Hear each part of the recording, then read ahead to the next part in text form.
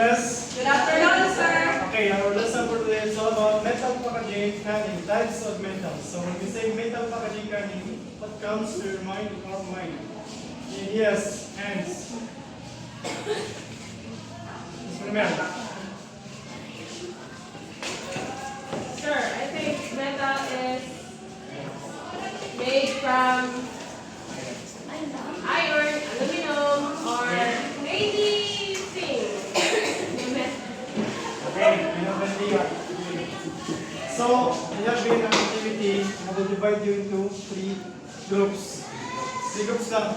Tanda ta. Kaya kada mga madali. 1, 2, 3, 4. 1, 2, 3.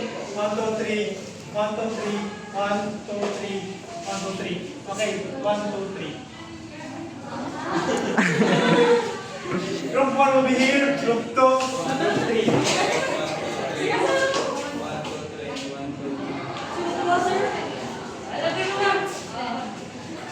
Okay, group 2 na.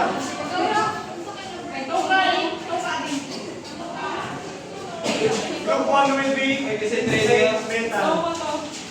Group 2 will be tin pre-steel metal. Lastly, aluminum ang group 3. Kaya,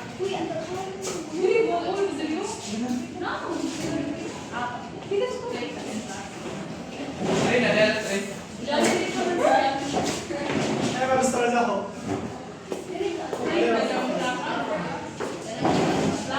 Okay. Listen. The activity will be this 3.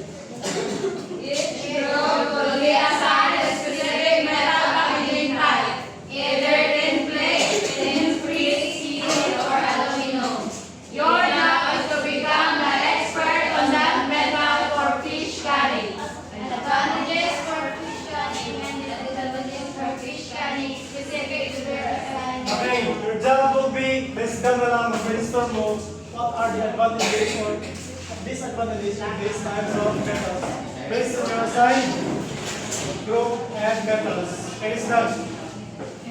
5 minutes. Then present ka dali.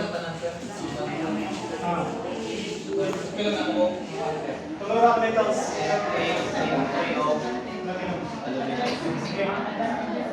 Okay, so start 1, 28.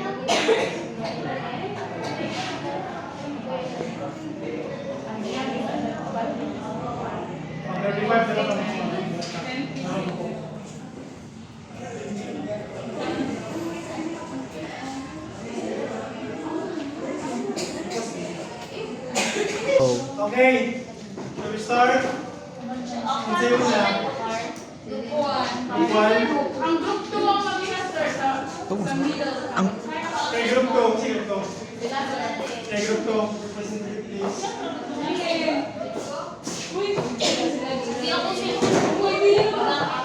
Ayun na, di mo na kasi lagay na mo balik. Group. Okay, group 3. So, sa group 3 is aluminum. So, sa tulo kakuan, as ang mo is aluminum. The lightweight premium choice, often used for glove cans, those flat rectangular sardines can, or easy open photo. Parehas na ng pagkad tuna, or kanang easy open can ng mga dilata. Ang advantages niya for fish canning is kaning gaan sila kaysa sa foothold sa kaning ma-reduce po niya ang carbon footprint and cost of logistics kay gaano naman sila dili kayo madakan sa kanang magukatan ang biyahe no? Then corrosion proof po siya kaning ang aluminum is dili siya taayon if nara siya sa shelf nara sa gibutan sa shelf then pagdili po siya makuha ng tubig. Then sa mediability it is to form into a unique shape like shallow oval or rectangular cans common in gourmet mackerel or sardines. So dahil sila mga mga pilo-pilo, dahil sila form into kung sa mga shape na imong gusto ng icons. Since disadvantages for fish canning, ang aluminum is ang iyang structural strength is since siya lightweight din kan homo dali siya sa mga deformities kanang mga talent ng mga kan wala yung mga disadvantages kaning then sa cost generally more expensive per pound so per pound kaning mas mahal siya kaysa sa kuthaw kung atong banaw so ang iyang kan is ang advantages sa steel is parang sila baratuhon kaysa sa kaning aluminum. Then sa one point is the last is strict coating requirement. Fish products are often high in salt. Without a perfect internal polymer coating, the salt can cause pitting or corrosion in aluminum. So since is kuan man ang atong mga sardines is may mga sagol pud nga preservative nga salt. So dali ra siya pud ang aluminum is kaning nasa chemical changes if makuha na ning malugay siya sa salt nga mga particles. Okay, give us okay, next one, next group. Group 2. Okay, group 2. So, ang masaya kay is metal. Ang advantage niya is low cost dyan, and of course, strong and durable, provides for strength for packaging materials, mga kaya yung mga ang advantage niya, and of course, patuloy mo siya ang more resistant niya, ang skin free, at very versatile metal, and ang yung disadvantage is hindi siya pwede pang storage sa food. Okay, last group. Group 1. So, ang mga answer is tin plate. Ang tin plate, yung advantages is kapag corrosion resistant, hindi siya dali katong sa rust. Hindi siya dali kayo. So, siya ha. Sunod sa siya ha, steel base. Mga taong nag-prototype sa mag-rust. Sunod katong iyahangan sa usayan is safe for food. Tapos, strong and durable, recyclable, good barrier against light, air, and moisture. While sa iyang disadvantages, it can be expensive, may require additional coating, tungod ka, hindi isa na siya. Then, susceptible to nesting, heavier than some alternatives. Suitable siya sa mga food, utensils, tapos other products, daily protection. Okay, close for group 1 is. Wala po sa food dito. Have you learned something na kung may nakatunan? Mag-present nila? Okay, let's move on. So, metal packaging plays an important role in the process of food preservation. The common expression is used to describe such a process is canning. Canned food has become an important part of the human diet in developed countries during the past centuries. So, nakabantay mo, kining mga canned foods, dito siya nagsabot sa 1900s. Okay, mas independent na siya sinusugod sa kapitaw. World War I. Okay, World War I, very good. Nga naman, since dito is yung ilang country na gusto nila mag-preserve ang food, siyempre, kaya sila, nangita sila ng ilang buhay para ang ilang makaon, dili dali madugo o madugay. Okay, Christian families din. Okay. So, okay, please read Miss Erica, metal packaging. Metal packaging has a double function as a protection against any external influence on the food stock during heat treatment and storage and as a sale and information. Okay, Miss Jalen, what do you mean by this paragraph?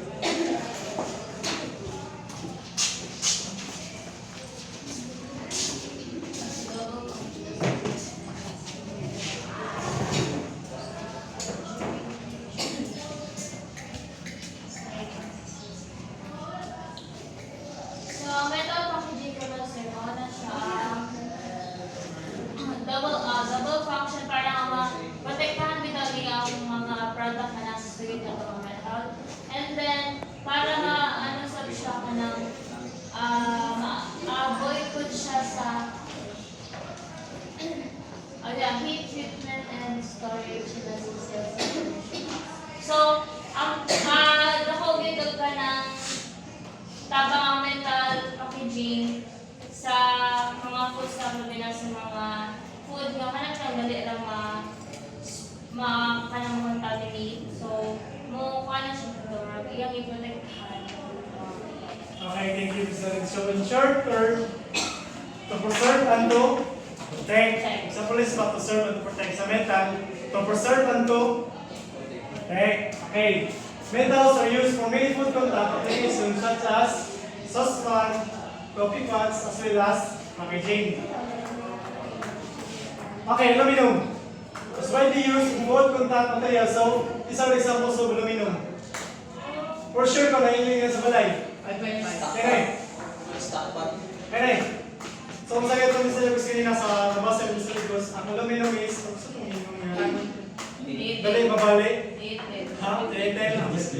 Dislocate. Kaya naman, aluminum and its various alloys are highly resistant to corrosion. And then, kung yan siya kanipis, bindabol sa depende sa iyang wall size sa kinihipon.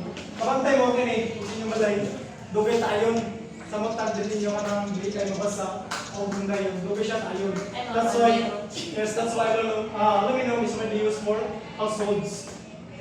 And then, the steam. Okay, please, all read together, steam. Steel brakes for food contact packaging application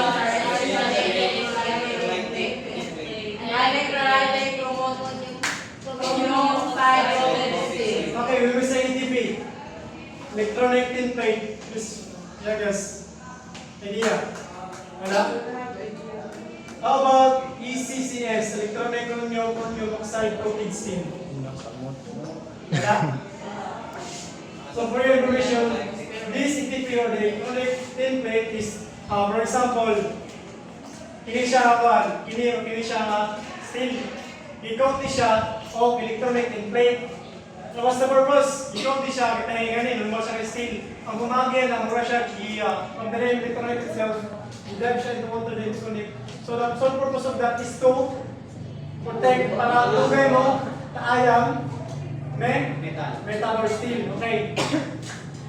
That's what it means sa ETP. And same with ECCS, oxide coated, makita ko nga coated Ay, ka steel. na. Takikuan lagi ng sir sa ng tubig na Ah. ng pupulsuin din na. Yes. Mula mo ang color. Ah, okay. What is purpose niya? Sa mga tapos na Yes, pwede. And then, okay, tara. The function of chromium coating is to prevent atmospheric oxidation. Diba sa food, once ang apple, iwaan mo ang diba, expose siya ng brown, diba? Okay, that's the purpose of this one and this one. Pakot iba ni siya, sa apple, ito pwede ko food man. And then sa metal, mo ni siya. Okay, oxidation or shuffle staining of the steel by food stock to improve lacquer addition, panghawid sa steel, hindi siya basta-basta matanggal. Okay, nagets? Any questions? Chilyo? What is it? Okay. Study. Tin. T-I-N. Okay, please read.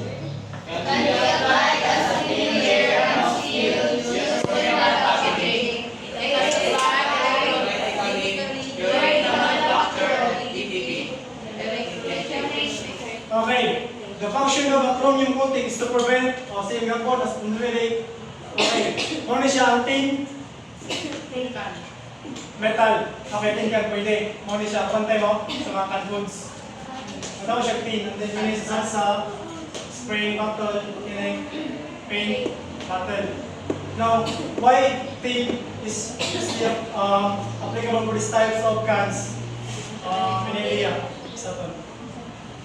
Why tin can or why tin metal is these types of okay, Mr.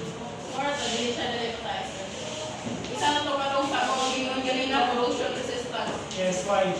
Why dili siya dalit ayon? Kaya ang sabihin niya mag-protect man siya sa basa. Okay, specifically this ETP, okay, called electronic plate, help to protect metal from fast fade. That's the resistance. She's below the top one. I want someone to generate. Miss Rona pa sir. I will start on the lang. Zero resistance. Mr. Rana. Mr. Roga. Last na. Jalen. Mas panamin na lang. Color friend. Mga friend. Double. Okay. Color friend kaya ako nag-share ko siya. Annalyn. This one. Ikaw na. Ikaw na. Alright, metal packaging specifically managed.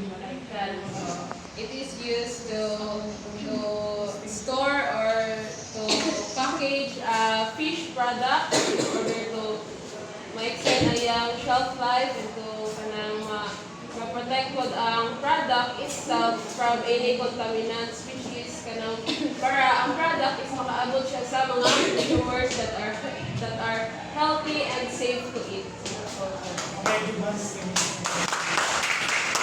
Any questions? Questions wala? Did you get any information today? Master ba? Dahil sa tanong siya sa master, ano ito mga takulog sa kanang kapilya kita sa pitpons nga or alatan. Ganun na may mga cancer na kumuting, bilis siya para ganun makulog ko yan. Okay, ang one, yung taklo. It depends sa one. O kasi siya na-expose yung kahit kasi nang inahog. Like, Isang gulang. Yes, isang gulang siya kahit steam niya. nagapon. Depende po lugar sa may nagapon. Butang ko siya sa magmaso. Basta ang environment ko, nag-moist, mas dali kita. Pero, at then, nga lang sa, like, nga nila, yung butang lang speeding, ang temperature, di na siya. Okay. Thank you for listening. Okay na? Thank you.